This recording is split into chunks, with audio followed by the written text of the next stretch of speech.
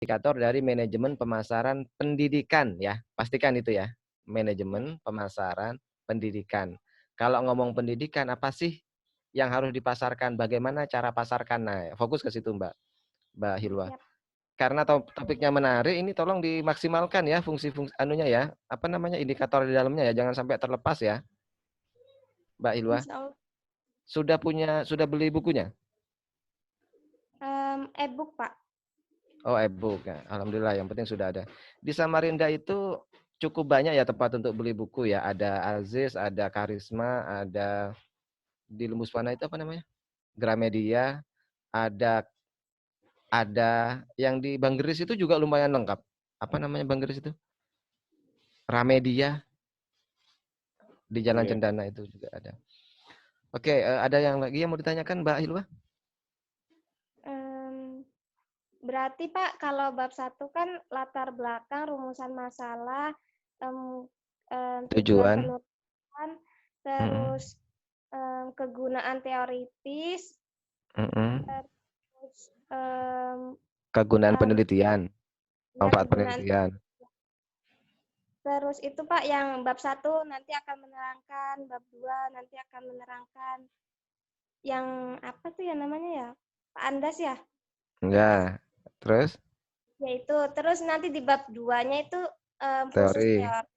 Terus di bab 3-nya itu khusus untuk metode, menjelaskan tentang metode. bukan metode Pak, bukan Yang 3, lembaga pendidikannya. bab 3 itu metode penelitian. Oh, Bab 3 itu metode penelitian. Di dalam metode penelitian itu banyak, ada lokasi, ada pendekatan, ada instrumen, ada pengambilan masih. data, analisa data dan seterusnya. Oh iya. Supaya tahu Kita dengan persis, minta soft file tentang TPKI Yayan Samarinda ke Andas. ya Pak. Nah, ikuti di situ. Siap Pak. Sudah? Dah, cukup. Ya, Kasih. Pak Alimuddin. Ya. Pak Alimuddin. Pak Syahril maksud saya.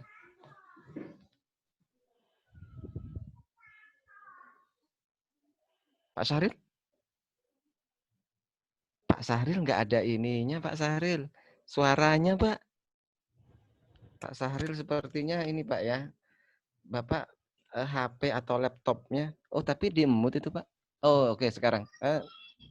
Yang tadi, Pak Syahril. Ini posisi sekarang mute. Oke, ya udah. Oke. Silakan.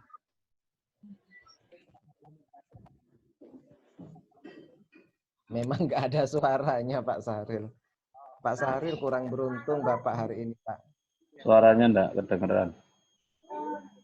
Pak Syahril suaranya tidak terdengar, Pak Syahril. Pak Syahril, maaf Pak, suaranya tidak kedengaran, Pak. Pak Syahril. Oke, Bapak Ibu, nggak kedengaran Pak Syahril. Selain Pak Syahril, karena Pak Syahril, mohon maaf Pak Syahril tidak kedengaran, jadi saya tidak bisa mendengar suara Bapak dan tidak bisa mencerna apa yang Bapak tanyakan. Yang lain, ada yang mau ditanyakan? Oke, Pak Hasan Hadi.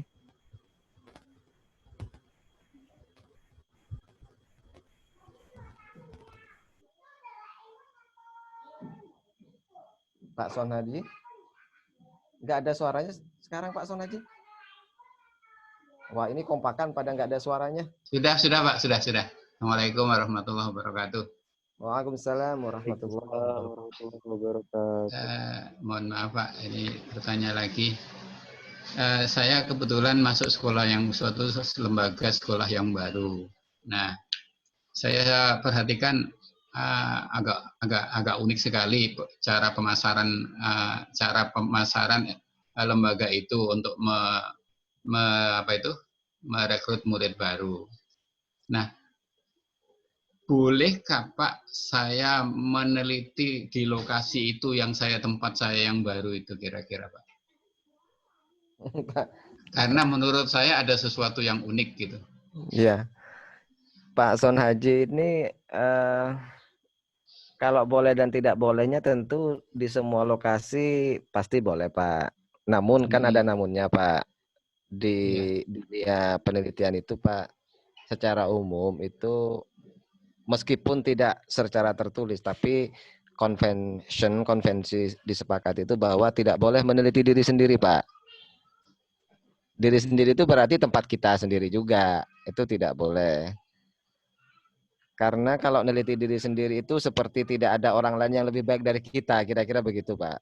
Kan tujuan dari penelitian itu bukan memunculkan diri saya, tapi memunculkan kira-kira tema yang saya geluti itu yang bermanfaat buat orang lain apa, dan di sekitar saya apa yang paling menonjol, yang paling unik, yang paling baik, yang layak untuk saya angkat. Sebisa mungkin itu jangan neliti diri sendiri, Pak, tapi telitilah orang lain. Pak Son Haji kan kawan-kawan di MPI ini kan di semua lokasi pendidikan yang bagus-bagus Samarinda ada toh Pak. Jadi di luar Pak Son Haji, kawan-kawan yang di kelas ini itu kan dari banyak lembaga pendidikan yang sangat bagus. Nah, kenapa Bapak tidak kontak salah satu dari mereka untuk minta izin masuk ke lembaganya gitu?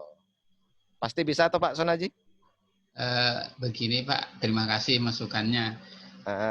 Karena saya posisinya itu baru, berarti maksud saya itu akan mencari data itu khususnya ke kepala sekolah yang lama gitu loh Pak. Maksud saya seperti itu loh. Oh Bapak, maksudnya Bapak kepala sekolah yang baru di tempat tersebut? Iya, saya baru di situ. Tentunya saya akan mencari data itu di pemimpin yang lama gitu. Nah, kalau penelitian itu Pak tidak berlaku mundur Pak. Oh gitu ya. Penelitian itu tidak berlaku surut. Penelitian yang baik itu salah satu cirinya adalah faktual. Sesuai fakta Pak, kekinian dan mutakhir baru. Faktual dan mutakhir. Dua ciri itu yang nggak bisa dilewatkan Pak dari sebuah penelitian. Apapun bentuk penelitian itu rumus faktual dan mutakhir itu harus dipegang. Faktual berarti sesuai fakta, nggak boleh ngarang. Mutakhir berarti baru. Dan tidak boleh meneliti masa lalu. Nggak boleh kita ingat sama mantan gitu, nggak boleh Pak. Meneliti masa lalu itu nggak boleh. Jadi yang harus diteliti adalah apa yang ada hari ini dan kemungkinan bisa dipakai untuk masa depan. Seandainya Bapak mau meneliti hal yang lewat masa lalu, tentu boleh, tapi langka. Boleh itu dalam artian seandainya ada satu konsep di masa lalu yang sangat luar biasa bagus, yang bisa dipakai hari ini, silahkan dipakai. Contoh konsep pengelolaan pendidikan Az-Zarnuzi, Ta'limu Ta'lim, misalnya, contohnya. Itu ada ratusan tahun yang lalu konsepnya. Tapi kan karya monumental itu Pak. Konsepnya Imam Ghazali. Itu karya monumental yang mau dibahas sampai kapanpun insya Allah akan selalu baru. Silakan itu diteliti Pak. Silakan kalau memang ada karya monumental yang luar biasa hebat di masa lalu, bolehkah diteliti? Sangat boleh. Karena selamanya karya-karya beliau yang monumental tersebut akan selalu relevan dengan perkembangan zaman. Silahkan. Pertanyaannya adalah, kepala sekolah yang udah lewat itu meninggalkan karya monumental atau tidak? Mohon maaf. Saya tidak mengurangi rasa hormat saya terhadap beliau yang sudah mengabdi ke sekolah Bapak. Tapi, mohon maaf, kita harus tanya apakah beliau punya karya monumental yang luar biasa hebat, yang bisa dipegang untuk kemajuan kita ke depannya atau tidak. Kalau memang ada karya yang hebat, bisa membuat sekolah yang bagus, yang besar, diakui oleh negara, oleh pemerintah, diakui oleh masyarakat, maka Bapak layak untuk meneliti beliau yang sudah lewat masanya itu. Tapi kalau karyanya sekedar unik saja, tidak menonjol, tidak hebat, tidak luar biasa, maka tidak layak untuk diteliti, Pak. Kenapa menjadi tidak layak? Karena kita tidak bisa belajar sesuatu dari situ. Alangkah bagusnya Bapak menoleh ke kepala sekolah yang masih ada sekarang dan mutakhir. Contoh kepala sekolah Cordova, Bunga Bangsa, Fastabikil Khairat, Muhammadiyah, itu sekolah Islam, dan sekolah-sekolah lain yang sedang eksis dan berjaya. Oh itu tentu lebih hebat Pak. lebih cocok, lebih layak. Misalnya Bapak mau meneliti Pak Mubarok sekarang, itu lebih pas karena Pak Mubarok masih sebagai ketua yayasan atau kepala sekolah yang masih eksis. Maaf bisa dipahami nggak ya ulasan saya Pak Son Haji Pak ya? Bisa Pak, bisa. Ya, jadi silakan teliti siapa saja yang bisa memberi karya monumental, yang bersejarah gitu Pak, yang hebat dan bisa dipakai sampai sekarang dan seterusnya. Kalau hanya sekedar unik itu belum layak Pak. Apalagi beliau sudah tidak di situ lagi. Gitu kira-kira ya. Iya. Maaf Pak kalau agak sedikit ini, tapi faktanya seperti itu. Ada lagi Pak? Ya, silakan. Ini kan kita ini kalau meneliti kan ada hal yang baru, keunikannya, kemudian bisa bermanfaat untuk orang lain, sekolah itu hebat dan lain sebagainya. Nah, sekarang yang saya tanyakan bagaimana kalau kita itu meneliti suatu lembaga, yang mana lembaga itu susah sekali Biasa. untuk berdiri. Susah sekali untuk berdiri, maksudnya bersaing dengan yang lain. Padahal awalnya itu bagus gitu. Nah, apakah boleh gitu? Gini, saya balik sekarang Pak ya. Kita kalau ngelihat sekolah itu dulunya bagus banget dan sekarang runtuh, itu tentu nggak layak diteliti Pak, karena gagal. Gagal apanya yang kita bisa ambil hikmahnya dari kegagalan tersebut, kan nggak bisa. Tapi kalau ada sekolah yang dananya terbatas, milik yayasan yang tidak punya dana, tidak punya keuangan, namun ada murid yang loyal, yang fanatik, yang muridnya muncul sebagai siswa berprestasi di bidang hafalan Al-Quran, di bidang akademik, di bidang pidato, di bidang seni, olahraga, itu Bapak layak teliti Pak, meskipun sekolahnya tidak kedengaran namanya. Itu layak diteliti. Kalau ada sekolah biasa-biasa saja, tapi menghasilkan murid yang tidak terlalu banyak karyanya, tapi muncul. Kan ada Pak ya sekolah yang di Samarinda, saya nggak pernah dengar namanya, tapi ada 1-2 siswanya yang jago pidato bahasa Arab, atau pidato bahasa Inggris, atau lomba seni, atau lomba kaligrafi, atau hafiz. Itu layak Pak diteliti. Dan jangan kebalikannya, jangan meneliti sekolah yang dulunya jaya, tiba-tiba sekarang menjadi tidak berjaya. Karena nggak ada yang bisa kita ambil hikmahnya dari situ. Masa kita belajar ke sekolah yang dulu bagus sekarang nggak bagus, kan nggak mungkin Pak. Kan harusnya dibalik gaya berpikirnya. Saya akan belajar dari sekolah yang biasa-biasa tapi menghasilkan murid yang luar biasa. Nah gitu harusnya. Meskipun kata kunci luar biasa ini nggak harus 100% loh Pak ya. Yang penting ada menghasilkan karya atau murid yang luar biasa meskipun jumlah muridnya 1 atau 2 saja, hanya sekolahnya terbatas, tidak kaya, tidak didanai oleh dana yang besar, cuman sekolah ini eksis. Nah, begitu kira-kira. Pak Son Haji bisa tidak dipahami ya uraian saya ya? Paham. Alhamdulillah. Ya. Nah, jadi Pak Son Haji tanya aja nanti Pak, kawan-kawan di sini yang jadi kepala sekolah, pernah nggak ada muridnya yang berprestasi di level Samarinda Kota atau nasional? Nah, kalau ada, meskipun sekolahnya biasa-biasa aja, silahkan Bapak teliti. Gitu. Ya, oke. Ya Pak, terima kasih. Ya, semoga ada pencerahan Pak Son Haji ya Pak ya. Amin, Semangat Allah, Pak ya. Tetap semangat. Semangat Pak. Bapak punya banyak punya kawan-kawan di sini. Silakan siapa yang angkat tangan tadi ya?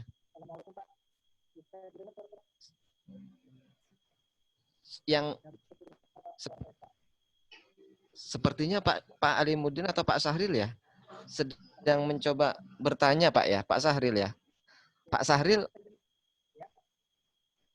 apa saya saja yang tidak bisa dengar suara Bapak Pak ya? Iya Pak, suaranya nggak ada Pak Sahril. Maaf. Pak Sahril suaranya tidak ada Pak Sahril. Apa ada yang bisa japri Pak Sahril kalau suaranya tidak ada? Halo. Assalamualaikum. Assalamualaikum. Waalaikumsalam. Ya. Waalaikumsalam. Sudah kedengaran Pak suara saya Pak?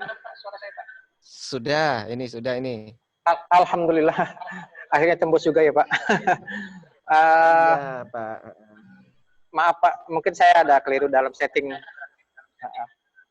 Saya ada yang ingin saya tanyakan Pak. Mungkin sedikit saya histori tentang satu sekolah, boleh ya Pak ya? Boleh, silakan Pak, silakan. Ya, baik. Ada salah satu madrasah di Samarinda ini tadinya bagus Pak, muridnya lumayan banyak. Kemudian setelah dipimpin oleh seseorang, akhirnya mengalami kemunduran. Selanjutnya setelah diganti pimpinannya, sekolah itu bertambah Pak, tambah bagus. Sekolah itu di bawah naungan dari organisasi Nahdlatul Ulama Pak. Nah, saya kepingin mencari strategi apa yang dijalankan oleh kepala sekolah tersebut sehingga siswanya bertambah, kemudian gurunya juga bagus. Kira-kira menurut Bapak, kira-kira judul yang tepat ini kira-kira begini Pak, mungkin strategi manajemen pemasaran pendidikan di Madrasah Ibtidaiyah Darul Falah Samarinda, kira-kira boleh nggak Pak? Mohon pencerahannya Pak. Baik Pak. Tadi kita sudah pahami sama-sama Bapak ya, Bapak Ibu ya, bahwa penelitian yang baik itu bisa memberi manfaat, informasi kepada siapapun yang membacanya. Sehingga kalau informasi ini positif, ada sekolah yang bagus lalu turun, tiba-tiba bagus lagi, tentu yang ingin dicari orang adalah bagaimana sekolah ini dari yang terpuruk menjadi bagus, kan begitu Pak ya? Kan betul, begitu ya? Pak. Dari yang awalnya kurang bagus kok bisa bangkit lagi menjadi bagus. Itu yang dicari. Tidak masalah Pak. Sekolahnya tidak terkenal, itu enggak ada masalah Pak. Itu urusan belakang Pak. Yang penting Pak, ada data, ada dokumen yang memberi tahu berapa jumlah siswa di tahun tertentu dan berapa jumlah siswa sekarang yang sudah berkembang. Itu yang paling penting. Siapa? Yang paling penting progresnya muncul di data Pak. Ada data yang menunjukkan kualitas sekolah menanjak berdasarkan data ini. Itu yang paling penting. Kalau Bapak Ibu bisa mencari data tersebut, maka sekolah tersebut apapun nama sekolahnya itu layak untuk diteliti. Siap, Pak. Nah, ketika sekolah itu menjadi lebih bagus dari yang lainnya Pak, tentu banyak aspek manajemen yang bisa dipotret. Apakah manajemen kepemimpinannya, manajemen mahasiswanya, gurunya, dan lain sebagainya, termasuk pemasarannya. Jika Pak Syahril meyakini bahwa yang menjadi pembeda adalah manajemen pemasaran, tentu judul yang Bapak sebutkan tadi sangat masuk akal dan bagus. Dilanjut saja. Siapa?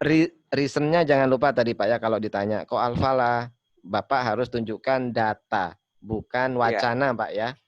Karakteristiknya. Betul. Bapak harus munculkan karakteristiknya, Bapak harus munculkan datanya. Data secara empiris yang bisa dipertanggungjawabkan, tahun segini jumlah mahasiswa muridnya segini, tahun segini menjadi segini. Oke, silakan lanjut Pak Syahril ya. Berarti sudah cukup Pak ya pertanyaannya sama-sama. Yang lain Bapak Ibu? Ada yang mau ada dua, yang belum saja yang belum, yaitu Ibu Ramdana. Ya, Assalamualaikum warahmatullahi wabarakatuh. Waalaikumsalam warahmatullahi wabarakatuh. Terima kasih Pak. Mungkin saya yang paling jarang bertanya, karena kadang lebih konsultasi sama Mas Andas biasanya Pak. Hubungan sama Mas Andas. Nah, Bu, ini ya. Putus agak putus-putus suaranya Bu ya. Iya Pak.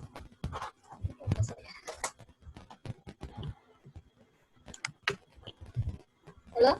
Halo. Ya, halo. Ya. Coba mudahan saya bisa nangkap pertanyaannya. Ya, ini Pak, kan terkait kajian pustaka Pak, kembali ya seperti pertanyaannya Pak Alimuddin tadi itu. Nah, ketika kajian pustaka itu kita lakukan, kan itu yang seperti Bapak sampaikan sekitar ada 5 sampai dengan 10 kajian pustaka yang bisa kita jadikan bahan referensi untuk tesis kita gitu Pak. Nah, ketika kita mencari kajian pustaka itu, kita lebih tertarik untuk menuliskan jurnal ketimbang tesis orang lain gitu Pak di dalam tesis kita. Nah, apakah itu sah-sah saja atau harus bagaimana Pak? Kan ketika misalnya nih harus up to date kata Bapak tadi, faktual dan maksudnya yang sekarang kan Pak, kita yang up to date gitu. Nah, ketika kita lebih tertarik kepada jurnal ketimbang tesis orang lain, karena kan lebih relevan dengan judul kita yang sekarang gitu Pak. Itu bagaimana? Oke, Ibu Ramdana. Nah, kalau saran saya, Bu, yang disebut kajian pustaka itu adalah kata kuncinya itu adalah hasil penelitian. Kajian kepustakaan itu, Bu, adalah hasil penelitian. Nah, hasil penelitian ini biasanya dimuat di 4 sumber. Pertama skripsi, kedua tesis, ketiga disertasi, keempat artikel jurnal. Ibu kalau bisa jangan membatasi diri ke jurnal dulu. Kalau mau dibatasi, batasilah ke tesis, disertasi, dan artikelnya. Skripsinya boleh ditinggal, karena skripsi kan levelnya di bawah Ibu. Ya. Ibu harus membuka dulu ruang, mencari tahu tesisnya orang lain, disertasinya orang lain, dan artikel jurnal orang lain yang sama atau mirip dengan tema yang Bapak Ibu angkat. Sebaiknya jangan eksklusif ke jurnal saja, Bu, tapi tesis dan disertasi juga. Persoalannya nanti ketika Ibu tidak bisa akses, tidak bisa ketemu, itu persoalan belakangan. Yang penting Ibu sudah berusaha. Dari awal jangan sampai disempitkan ke artikel jurnal. Jangan sampai. Karena yang penting itu di sini bukan artikel atau tesisnya, bukan, Bu. Yang penting itu adalah konsep kajian kepustakaan itu sumbernya dari mana. Itu dulu yang harus Ibu pahami. Nah, konsep kajian kepustakaan itu yang betul berdasarkan hasil penelitian. Nah, hasil penelitian itu tidak hanya ada di jurnal, namun ada di tesis, juga disertasi atau artikel jurnal itu sendiri. Mau nggak mau, Ibu harus ketiga itu yang dicari, jangan ke salah satunya saja. Tapi kalau nanti Ibu ternyata aksesnya ketemunya di jurnal, nah itu lain persoalan. Itu, Bu, ya? Ya, sudah. Iya, Pak. Ada lagi yang mau ditanyakan? Sudah. Ibu, itu aja. Ya. Siapa lagi yang belum? Oke, ini Ibu siapa ya? Ibu Dida. Ibu Dida ini memang nama aslinya, Bu, ya? Iya, asli, Pak. Oh iya. Ibu Dida, silakan Bu Dida. Assalamualaikum warahmatullahi wabarakatuh. Waalaikumsalam warahmatullahi wabarakatuh. Mohon maaf, Pak, saya tuh jarang menanya, soalnya galau, Pak. Saya sudah menulis tentang proposal tesis. Yang saya ambil itu tentang manajemen pendidikan karakter, studi kasus tentang Permendikbud nomor 20 tahun 2018 di SD Islam Al-Azhar 47 Samarinda. Nah, saya ini kan konsultasi dengan Kak Bay dengan apa yang mau saya teliti seperti itu. Sebenarnya waktu itu saya mau meneliti sekolah saya sendiri, cuman berhubung tidak boleh, saya mengambil kasus yang mirip-mirip dengan sekolah saya. Saya dapatkanlah di SD Islam Al-Azhar tentang pendidikan karakter. Yang saya pengen tahu itu konteksnya, inputnya, proses, dan produknya. Menurut Bapak, itu bisakah nanti jika saya melanjutkan ke depan untuk menjadi tesis saya begitu, Pak? Iya, Ibu, asal Ibu sadar saja dengan tema itu tentu sangat bagus, Bu. Temanya bagus. Temanya menarik. Asal sadar. Sadar itu betul-betul Ibu, oh ini ya, saya ingin tahu ini ya. Sadarnya itu bukan karena dikasih teman temanya, Bu, ya. Tapi sadarnya betul-betul. Enggak lupa, saya cari sendiri. Sadarnya itu betul-betul saya tertarik dengan tema pengembangan karakter di sekolah tertentu. Itu namanya sadar. Dan sadar dengan tema tersebut menurut saya bagus. Tinggal Ibu memperkuat pemahaman apa itu karakter dan apa karakter tersebut dikelola, dilaksanakan, inputnya, prosesnya, dan outputnya bagaimana di Al-Azhar. Silakan, bagus aja temanya. Nggak usah galau. Kalau sudah ada tema berarti tinggal rumusan masalahnya dikembangkan, lalu mencari teori bukunya. Ya, bagus itu dilanjut. Menurut saya bagus. Bagus saja, nggak ada yang salah dengan tema karakter itu. Hanya harus hati-hati, Bu, ya. Hati-hatinya begini, Bu. Karakter menurut Kemendikbud itu kan ada 18 karakter ya. Ibu tahu enggak tentang itu ya? Tahu nggak tentang 18 karakter menurut pemerintah negara Indonesia? Tahu? Ayo, kan Ibu mau diteliti ini. Bu, Ibu harus tahu. Ibu kalau nggak tahu gimana? Kalau yang di Permendikbud tuh tentang PPK itu Pak yang terbaru. Ada berapa? Tahun berapa itu? Tahun Yang berapa Ibu? 2000? 2018. Ada berapa karakter?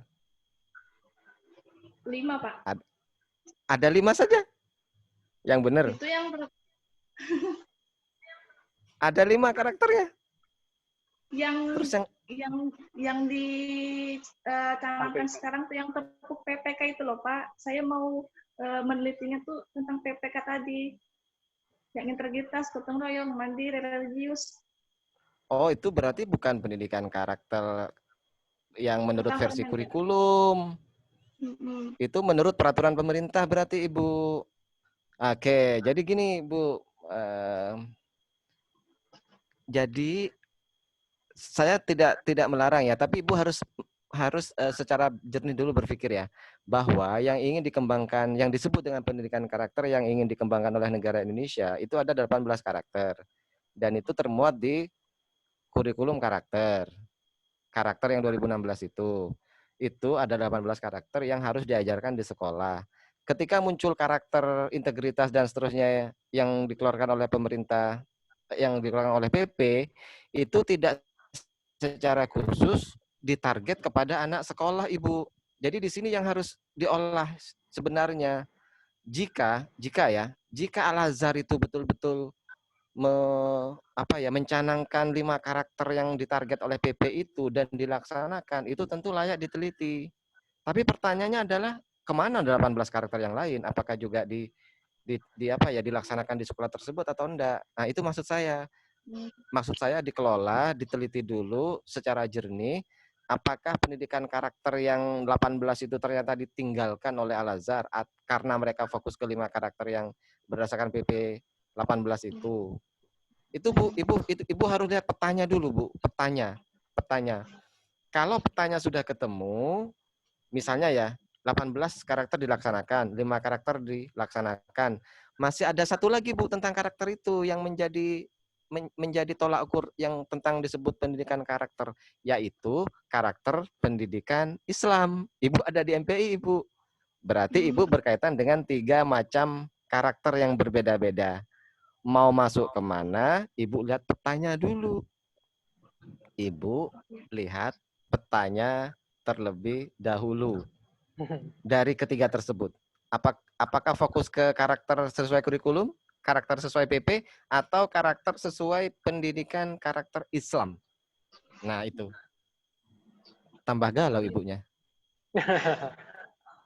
Tambah galau, Bu ya. Nanti dipelajari Pak, insya Allah Pak. Ibu pelajari. Ya, Ibu pelajari dulu tiga komponen karakter itu Bu ya, 3 kelompok karakter besar di Indonesia yang muncul ini Bu ya. Dan Ibu lihat dari tesis orang lain atau artikel orang lain supaya Ibu tahu posisinya. Pelajari, setelah Ibu merasa nyaman, merasa kuat, merasa yakin, baru nanti konsultasi lebih lanjut. Kalau menurut saya tentu sangat boleh. Tapi dari Ibu sendiri harus yakin dan harus bisa memetakan. Saya agak khawatir nih, tiba-tiba Ibu 18 karakter kurikulum. Ini contoh aja ya. Ibu tiba-tiba mengangkat 18 karakter menurut kurikulum dan tiba-tiba penguji nanya, "Ibu kan MPI, IAIN, kok nggak bahas karakter Islam?" Nah, itu kan jadi masalah, Bu. Atau tiba-tiba Ibu nggarap yang 5 karakter berdasar PP 18 tersebut. Kemudian ada yang nanya, "Ibu kok karakter itu yang dibahas? Kok bukan karakter Islam?" Loh, bakal jadi masalah lagi. Supaya tidak ada masalah, maka 3 jenis, 3 kelompok besar tersebut wajib Ibu pahami semua. Oke, Bu? Iya, Pak. Ya, oke. Sip. Masuk yang mana nanti belakangan. Baik, sekarang yang sudah angkat tangan dari tadi, Mbak Hilwa, angkat tangan lagi.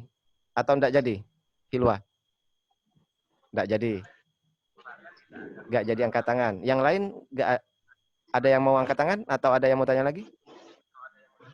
Pertanyaan terakhir. Oh, enggak ada. Enggak ada Bapak Ibu ya. Baik, karena enggak ada, saya ingin menekankan kepada begini ya. Tentu Bapak Ibu ketika menulis tesis S2 ini tidak semudah yang saya bayangkan. Pasti ya. Saya membayangkan bahwa tesis itu sebenarnya mudah.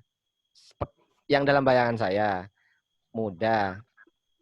Saya membayangkan bahwa tesis itu mudah karena saya berpikir di dalam benak saya tesis itu seperti seseorang dalam perjalanan. Ketika seseorang dalam perjalanan pasti dia kesasar, tidak tahu arah, tidak tahu jalan, tidak tahu tempat yang dituju, bingung mau kemana, pasti. Tapi kunci supaya tidak kesasar cukup gampang. Tanyalah kepada petugas, otoritas, kan begitu.